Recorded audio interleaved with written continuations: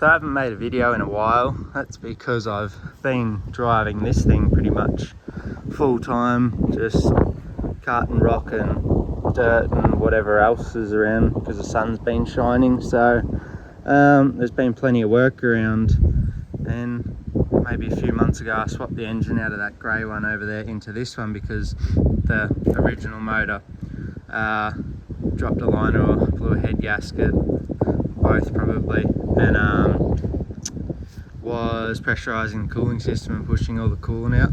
And now this one has done the same thing. They have a bad habit of doing it to number 2 or number 5. They're 2 individual heads, so the middle liner tends to drop apparently. So today I'm pulling it apart because I've got a bloke coming on Monday to counterbore it and shim all the liners up the same height and hopefully put it back together. So we're going to do 6 new liners, head gaskets, like new heads maybe if it needs it. I've got 2 new ones sitting there if it does need new ones, if they're cracked or anything, but the heads on this one don't look that old, so we'll see what they look like.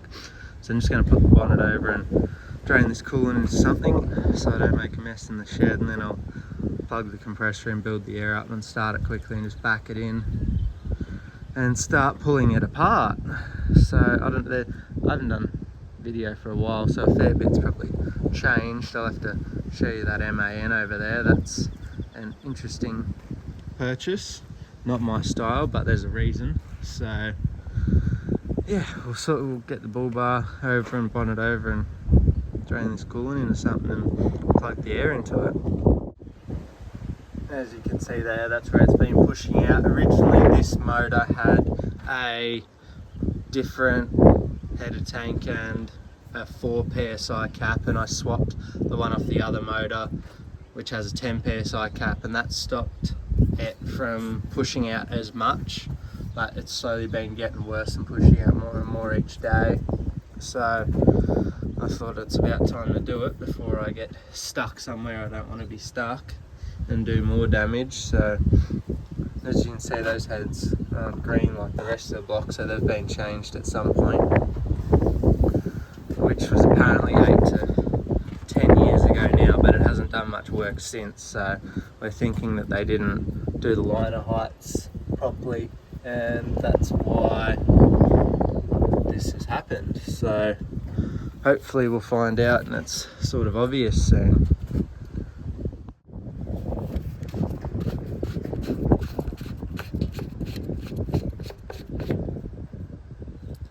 Usually when you take the cap off, you can actually hear the coolant run back like it's made a big airlock down there somewhere. So it's sort of creating an airlock, pushing the coolant up. The bubbles are coming up through the coolant, and then when you take the cap off, it all sort of runs back down once the airlock's gone. So it's not ideal. It's probably one cylinder would have not much coolant around it possibly, or somewhere in the head would have an air pocket. So, and I've run it for long enough how it is, so it's time to do it. It's in the shed, so I'll get started now. I'll put you on a time lapse. I'll start with intake manifold because it looks the easiest to get to, and then work my way down from there. They're really pretty basic. You like intake manifold one side, exhaust manifold the other side, and there's not too much on them that I can see, so it shouldn't be too bad, hopefully.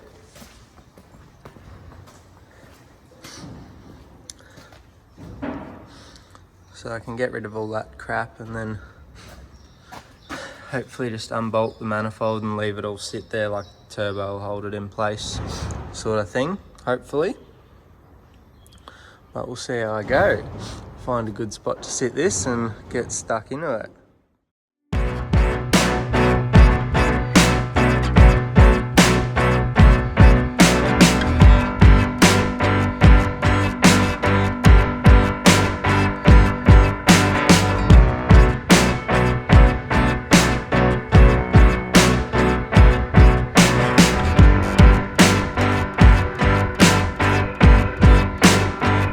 That's the easy side, so there's not much on this side. The other side will take a little bit longer because there's a bit more bolted on there, but still should be alright as long as all the manifold bolts come out alright. It's a bit like more oily and carbony than I would have thought, considering the intake manifold's clean. So maybe the intake valves are letting a little bit of combustion gas and sort of back out possibly, because I thought it would have been a little bit cleaner than that, because the crankcase vents to atmosphere, so it's not like it's breathing in its own crankcase pressure. So yeah, anyway, we'll go to the other side.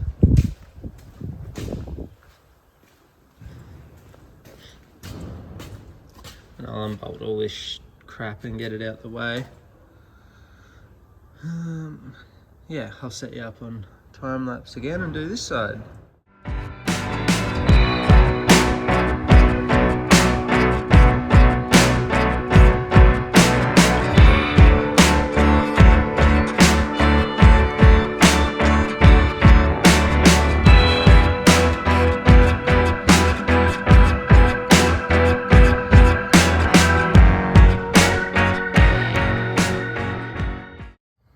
So I got the back two undone all right, but then what's that, number 4 did not want to come undone, so I had to heat the nut up with the oxy to get it loose.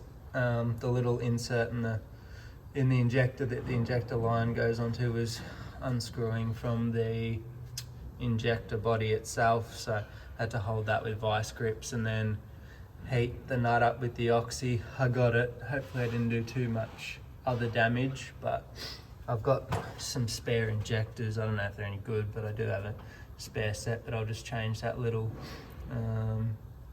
threaded part, or whatever you call that, double male thing, and put another one in hopefully, because I messed that one up a bit. 3 more to go now. Hopefully the others aren't that difficult.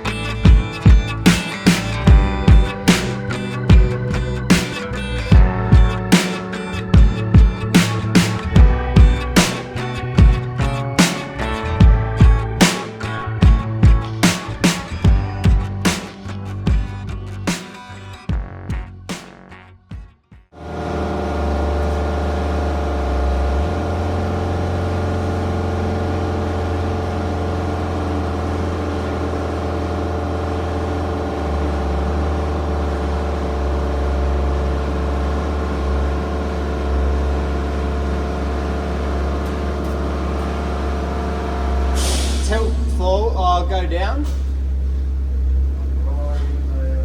Yeah, go down. Keep going, keep going, keep going. Yeah.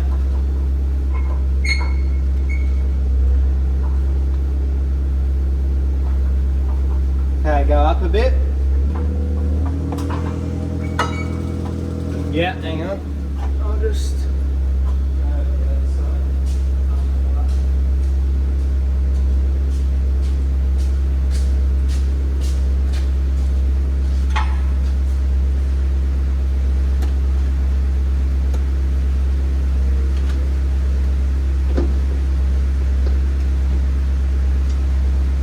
Okay, go up.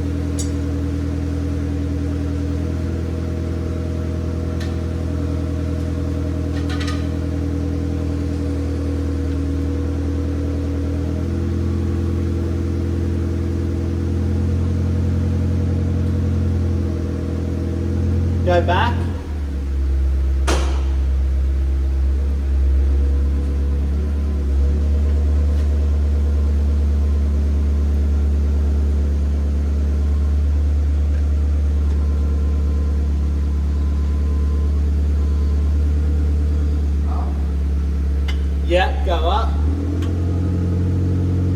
go back.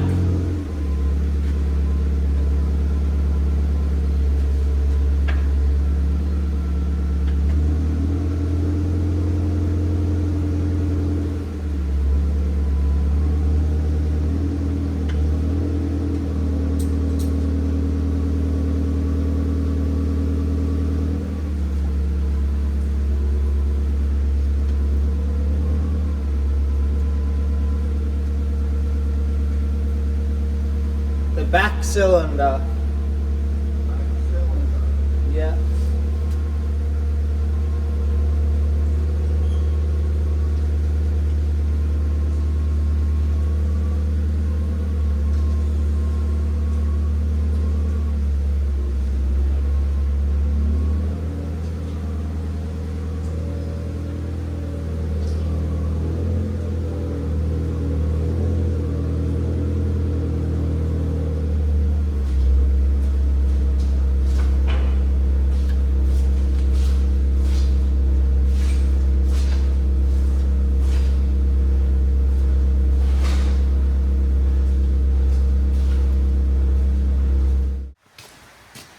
So it's not very obvious, but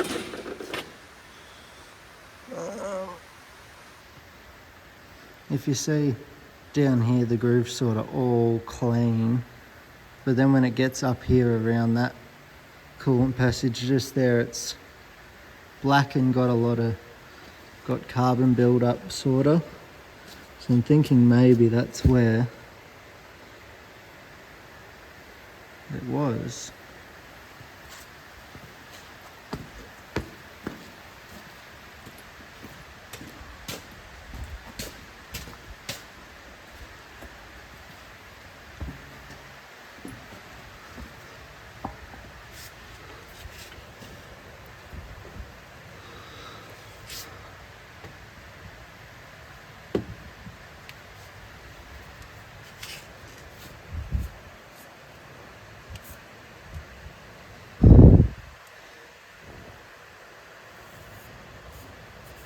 Can I have the brake clean, please?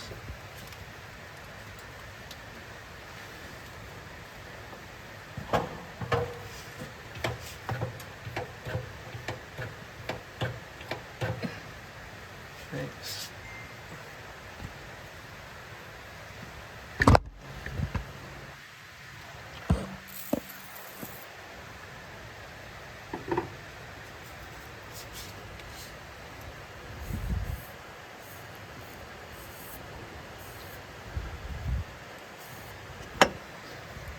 Might be hard to tell, but see, that's sort of where it's clean, and then as you come around there's a bit more carbon there, and it looks like possibly that's where it could have been coming from. That's the worst one I can see, so not very obvious, but it also wasn't pushing out a heap of coolant either, it was just pressurising. So I reckon that's where it could be. I've got a liner height gauge, I'll run it over it and see if it seems lower there than the rest, and we'll go from there. So that's where I got to on Saturday night, but I didn't get it all the way apart. So now I drained the oil, so that should be all out. So now I'm going to undo the sump and clean up the top of these liners and start pushing some rods and pistons out. I checked with the liner height gauge, and it's that back one's sort of 3 or 4 thou lower in that spot where it looks like it's blown. So I think it's definitely not as high as the others, because all the others in most spots are around 10 thou protrusion just here, except for that back one isn't quite as much. So I think that's the problem. So hopefully we get that sorted out and go from there. I'll get under there with the torch and start rattling some sump bolts undone.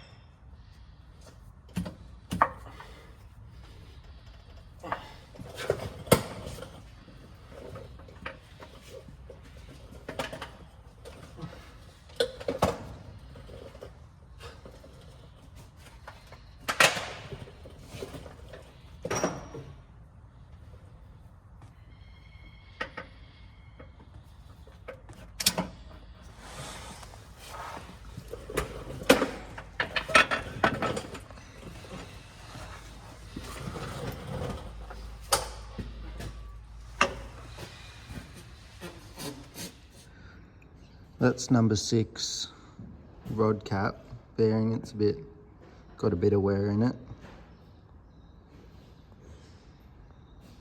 So they'll be getting new ones.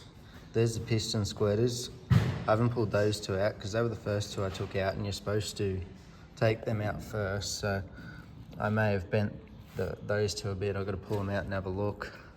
But I got spare ones in another motor outside, so I can take them out of that hopefully.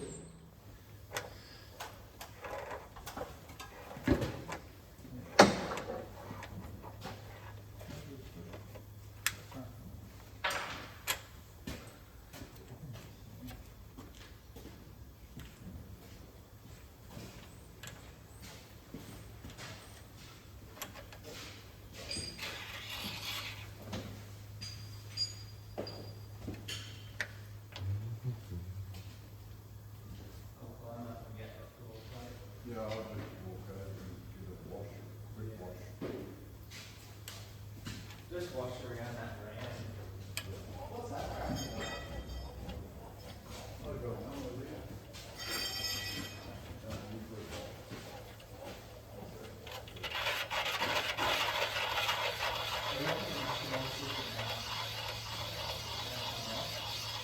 That goes on the engine mount or the radiator or something like that, I think. There.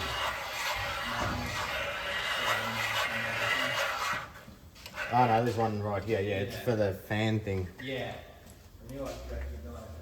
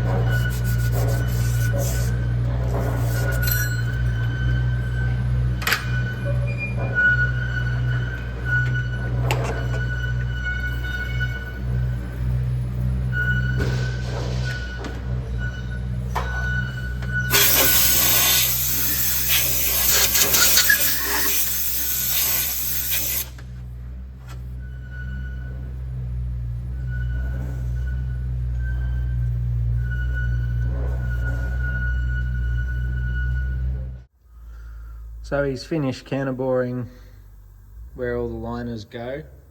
I think he bored two down oversized, or one oversized, because this front one has a larger shim and the rest is still standard. So the back one that was a problem one definitely was lower. It had a bad taper in it in the step where the liner sits. And then the shims were, I'll try and show you on one, the shims were rolled over the edge, so you can see there, see how they're not flat. Focus. See, that should be flat like that, and it's rolled over the edge, so that would have been why this liner was sunk and then blew the head gasket.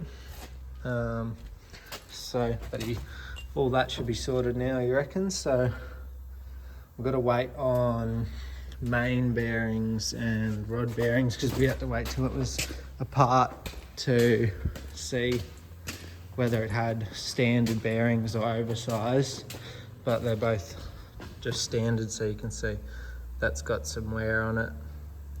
Sort of got a few marks down into the copper underneath, and then that's a main bearing there. So we're going to put new ones in while it's all apart, and we're halfway there. So he's taken the heads to machine those and make them all new again, and then we'll stick it back together. But I've got to clean up all down in there where the liner O-rings go. When the last person did it, they've pinched a few of the liner O-rings when they've been putting them in, so it wasn't leaking any water, but that would have been a weak spot that would have gone in the future. So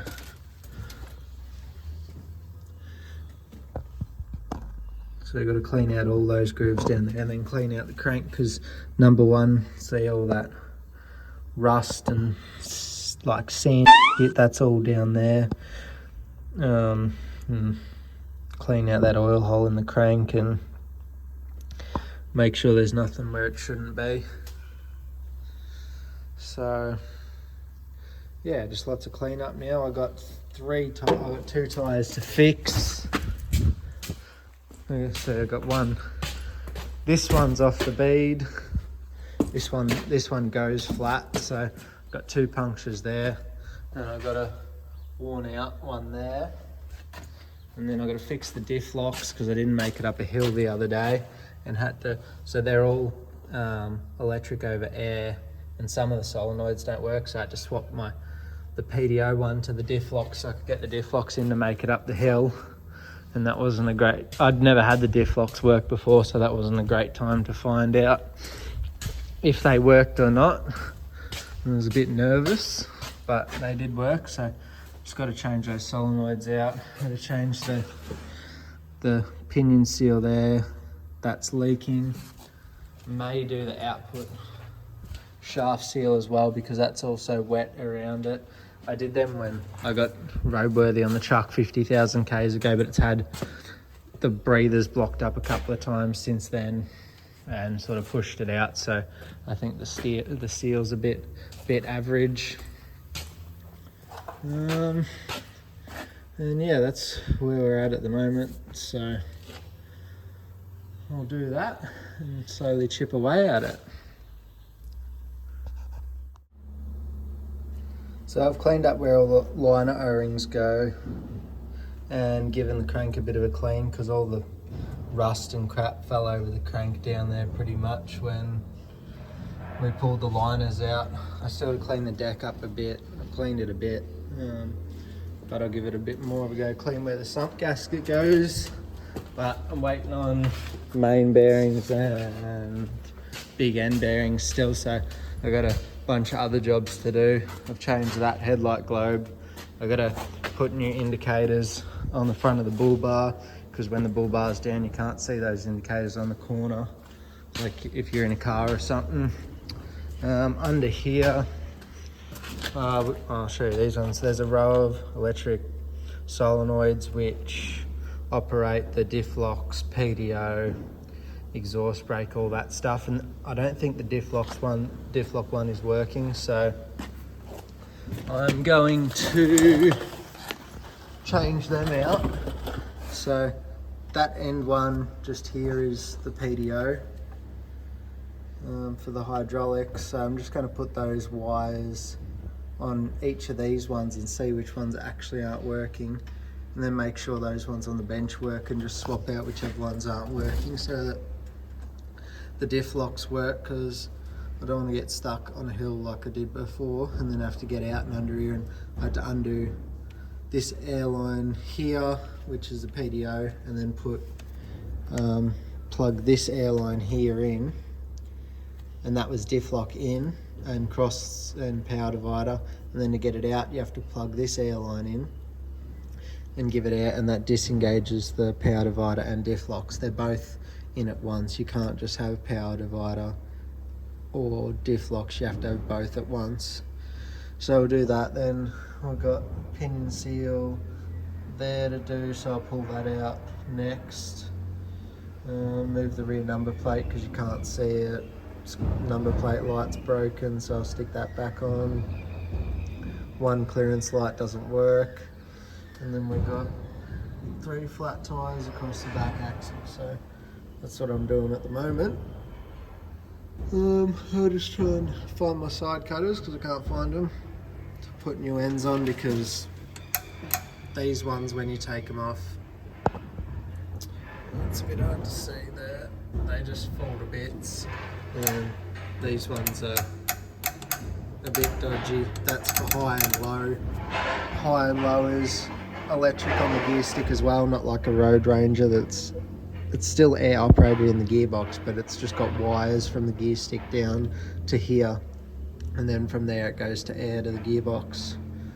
So that's what I'm doing at the moment.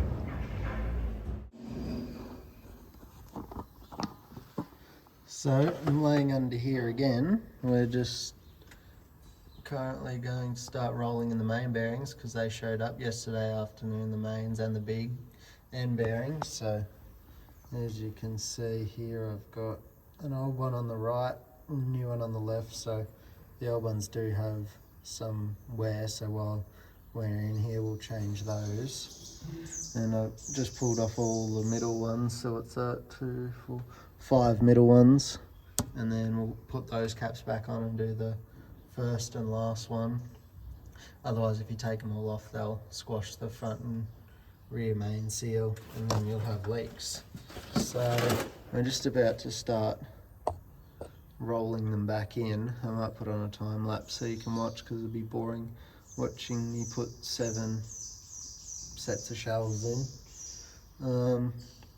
And yeah, I'll show you how I put them out and in. It's pretty simple, just with a split pin that's bent a certain way, and turn it over and it pops them out. So I'll put some assembly lube on this bearing shell and see if I can get it in there.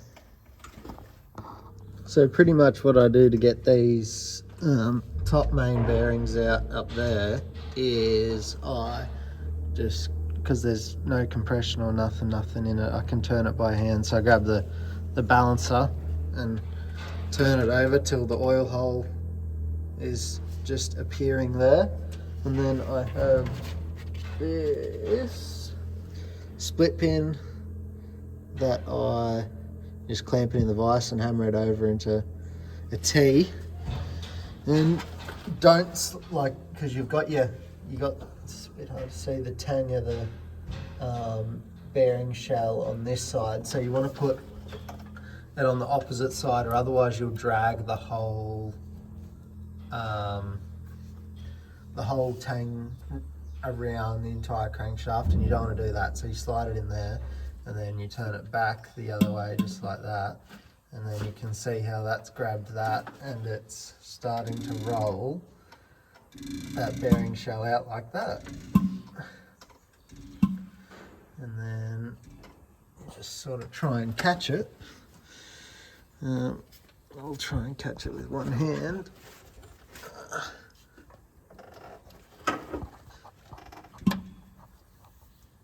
Like that. And there is your bearing shell. And just throw it, and then keep going around a little bit more, and you can get your split pin back out. Definitely don't leave it in there. if they're ever tight, you can use that to put them in as well.